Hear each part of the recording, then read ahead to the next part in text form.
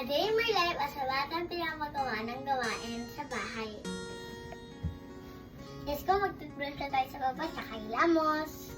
Ayan po, kakagising lang po. So, ate po bubuksan ng ilaw kasi tulog pa po. Tapos, bibigyan na po sa kanya sa ito po. Toothbrush na po tayo for healthy meals.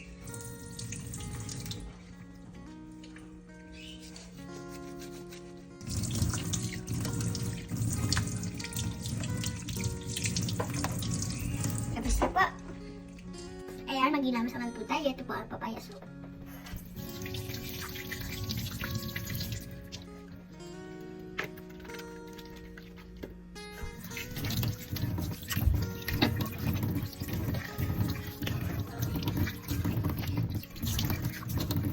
Hi guys, ako po si Pina. Dali na i-like tayo po sa turuan po kayong na maghugas ng pinggan. Let's go!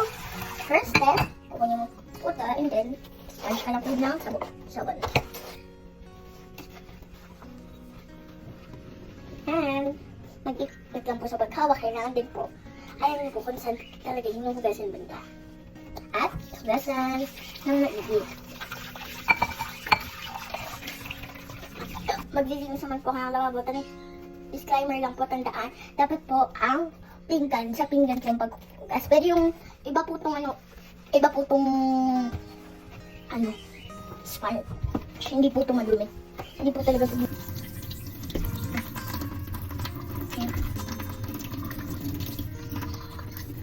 Okay guys, punas na po ako. Altea po, Altea. Si Altea.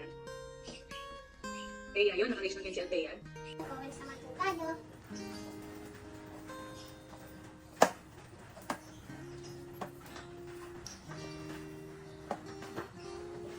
Kailangan po. Isasama na po ba yung basura namin? Halikay po. Ito na po. Tapon na po natin.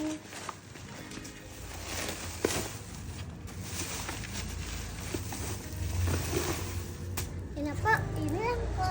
Ayun naman lamang po. Nag-ayos naman po ako ng mga grocery.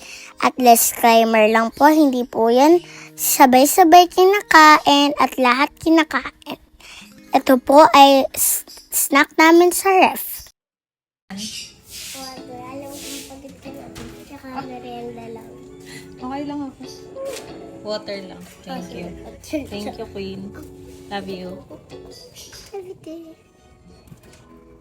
At bago po matulog, kumakanta po muna ka dyan ng worship song. Nagpapasalamat kay God at nagdadasal araw-araw.